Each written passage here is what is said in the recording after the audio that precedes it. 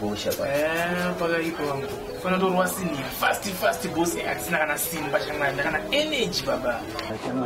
Chamba joba ngadzira nizuru jaje changa chiri ma 1. Iya grade rekwa monyo kusha. Lokata karitora.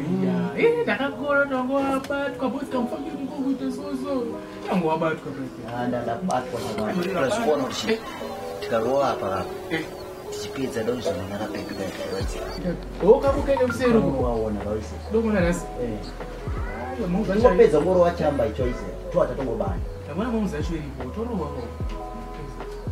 Saka mona. Apa tenda katenge kujaba kuno kunetsa andi. Usana kwa kutuka wana. Uzotuka wana. Bana chamba joba ngadzira nizuru jaje. Wewe easy. Kuno kuchi. Amakasimbere mama. Enda kumba kwenye. Tulize. Enda kumba kwenye. Ako mama murumurere. Rubbish. Ai nda mama mtsaiza ni. Garapasi. Garapasi Acha se murumurere. Iwe ndati garapasi wazvinzwa. Garapasi ufanire kunditonga. Iwe unoziva zvaurikuisiswa izvi hazvishande. Hazvishande.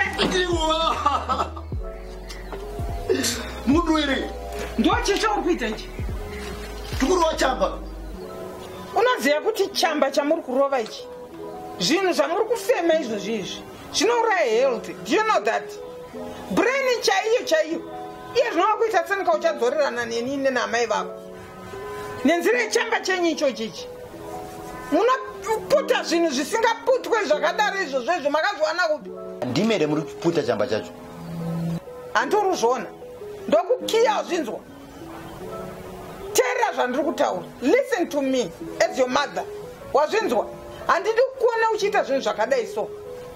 Saka shamwari yangu mairo here. Ndati teerera. Uri kuteerera here? Ndati wateerera. Ndikuteerera. Uri kundipa here nzeve dzako? Mwanangu, inini handidi kuti ukanganisike health yako ndichiona. Wazvinzwa? Brain chaidzo dziri kukanganisika nenzira yezvichamba zvenyu zvamuri kuputa izvozvezvi. Wanzwa? Saka muri kutaura kuti kuputa kwanga chita chamba ichi ndanga chichikwara body yangu.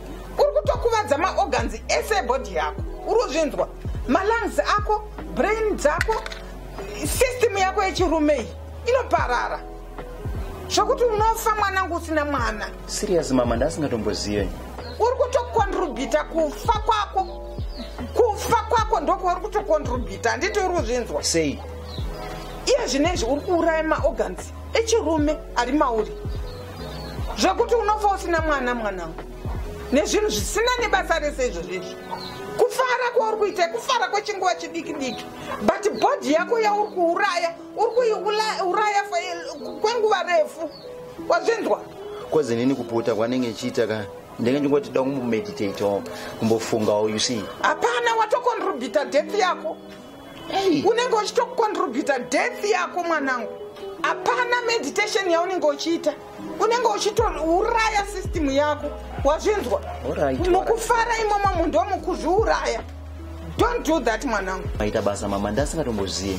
Ndapota zvangu mwanangu.